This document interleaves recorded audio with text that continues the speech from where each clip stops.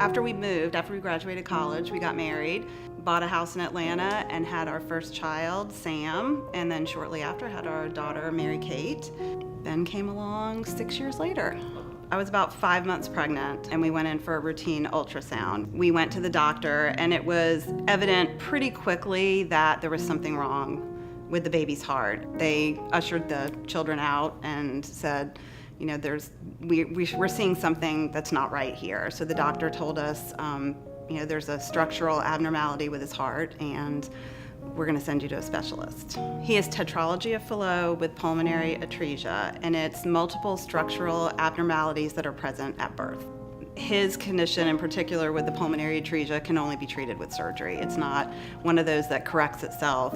There was a pediatric cardiologist in there. There were, like I said, a team of about 12 at least in the room, and they whisked him away and got him kind of stabilized, and then they took him by ambulance to the Children's Hospital about 2 hours later. So I was able to see him really quickly. That was the only time I saw him without a scar for those first, you know, for that 5 minutes. I mean, we were scared. We were very frightened. So I was optimistic at times. I was terrified at times. I worried about how he would be. I worried how the surgeries would affect us, how they would affect my other two children, the time he was going to be in the hospital. The first time you show up at the hospital, you realize how lucky you are if you have a prognosis that says, hey, we'll get there, we'll get to the right place, right?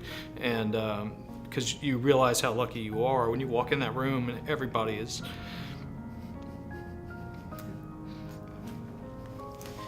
There are a lot of sick children on that floor. We knew we could prepare ourselves and we had support. There was a family that was next to us in the ICU, and they didn't know. And their child had a severe heart defect, even more severe than Ben's. And we didn't know, and they didn't know. And we just looked there and thought, God, we're so lucky. We're so lucky that his can be fixed, that we had time to prepare. But it was hard. It was, you see, I mean, you think you're the only one, and then you walk into a unit, and there are 20 sick kids, all having heart surgery, all on machines, and it's really difficult. The hardest thing was for me when I finally got released myself, and he'd already had his surgery, so I couldn't be there when he had his first surgery. I was across town.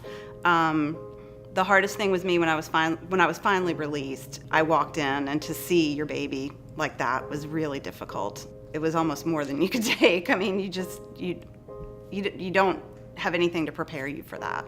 They put a shunt in with the first one just to basically get him big enough to prepare him for a much more invasive open heart surgery, where they were going to do something called a complete repair, where they close the hole between the ventricles, they reroute the blood flow from the heart to the lungs.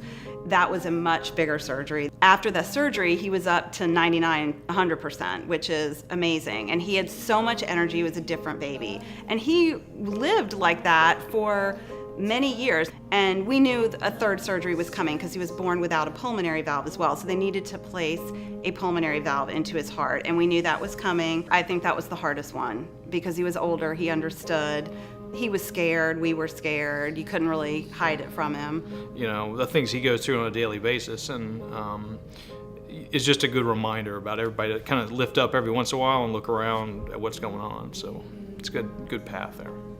The guy next to him in the hospital in Charleston here last time, he was 43, and he had his original surgery done back in the 70s, so he was in for a tune-up on his electrical system for his heart, but it was pretty amazing to watch, you know, him come out and what...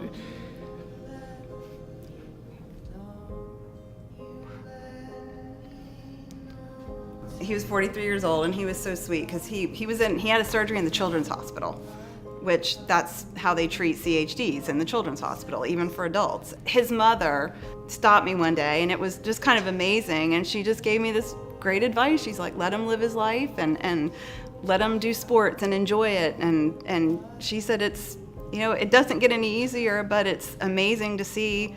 She's like, he's 43, and he's still here, and he's still doing really well. It's important to fund the research because the American Heart Association is the largest contributor to these research programs. They work with other organizations with congenital heart defects, and they're able to research and develop this technology that keeps kids like Ben, keeps them growing, keeps them healthy. I'm Ben and I'm a heart warrior.